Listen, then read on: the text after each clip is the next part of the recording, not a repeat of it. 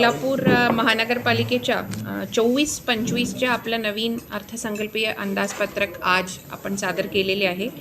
त्याच्यामध्ये महसुली आणि भांडवलीच्या अपेक्षित जमा रक्कम जवळपास 868 कोटी आहे आणि त्याचा खर्च 867 कोटी आहे आणि विशेष प्रकल्पाच्या अंतर्गत सुरू असलेल्या कामाचे जमा खर्चाचे स्वतंत्र अंदाज पण आम्ही सोबत केलेले आहे। त्याच्यासाठी जमा ऑलमोस्ट 346 कोटी आहे आणि खर्च 344 कोटी आहे। तसेच महिला बाल कल्याण निधी आणि केंद्रीय वित्त आयोगाचे एकत्रित स्वतंत्र अंदाजपत्रक पण आम्ही ह्याच्यामध्ये दर्शवण्यात आलेले आहे। त्याच्यात वित्त आयोगाअंतर्गत जवळपास 46.54 कोटी जमा आणि 46.6 कोटी खर्च अपेक्षित आहे। असा एकंदरीत एकूण महसुली, भांडवली आणि विशेष प्रकल्प आणि वित्त आयोग सगळे मिळून 1261 कोटीचे टोटल आपला अर्थसंकल्पीय अंदाज आज सादर करण्यात आलेले आहे। आणि ह्याच्यामध्ये प्रामुख्याने आजच्या अंदाजपत्रक सादरीकरणाच्या अगोदरच्या आपण नागरिकांकडून पण त्यांचे सजेशन्स घेतले होते। त्यांच्या प्रामुख्याने स्वच्छताबद्दल, पार्किंगबद्दल आणि पब्लिक टॉयलेट्सबद्दल त्यांचे काही सुझाव आले। ते सगळे आपण आपला अंदाजपत्रकीय जो सादरीकरण झाले त्याच्यामध्ये घ्यायचे प्रयत्न केलेले आहे। स्वच्छता विभागाच्या आपण सशक्तीकरण करण्यासाठी अजून चांगला वाहनं, auto tippers, road sweeping machines हे सगळे घेण्याच्या तरतूद ठेवलेली आहे।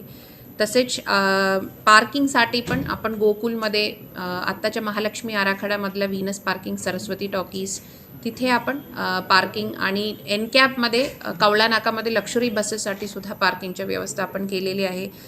तसेच आपण सवलत दिलेले होते अभय योजनामध्ये आणि त्याच्यामध्ये पण घरफाळामध्ये जवळपास 12 कोटी, पाणीपट्टीमध्ये 4.36 आणि परवाना विभागामध्ये 40 लाख आपण हा सवलत कालावधीमध्ये जमा झालेले आहे। आणि महानगरपालिकेच्या पण उत्पन्न वाढीसाठी हा उपयुक्त झालेले आहे। TPमध्ये पण अजून आपल्याला 1 महिन्यामध्ये जास्त रेव्हेन्यू होण्याच्या अपेक्षा आहे। आणि महाराणा प्रताप शाळामध्ये महानगरपालिकेच्या वतीने आपण 1 कोटीच्या एक कमर्शियल कॉम्प्लेक्स बांधण्यासाठी पण त्यांच्या टेंडर्स आपण फ्लोट केलेले आहे।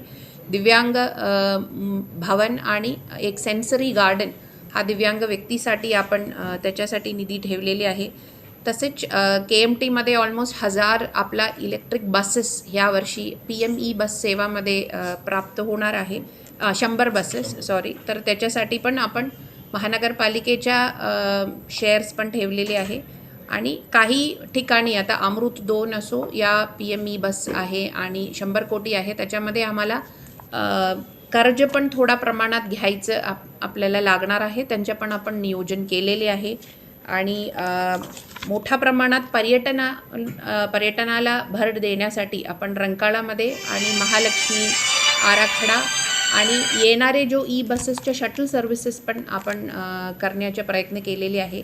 एनकॅपमधून भेटलेले निधीतून आपण अजून शहराच्या 3-4 ठिकाणी ग्रीन स्पेसेस आणि पार्किंग आणि ऑटो टिपर्स, एक गॅस दाहिनी ह्याच्या सगळ्यांच्या पण आपण तरतूद केलेली आहे।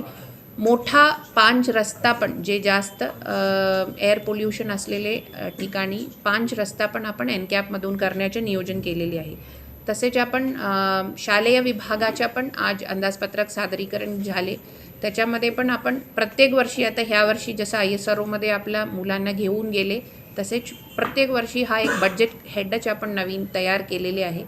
KMTमध्ये पण हा अगोदर सांगितल्याप्रमाणे बसेसचे फ्लीट वाढवून आपला रेव्हेन्यू वाढण्याचा आपला नियोजन असणार आहे। थँक्यू।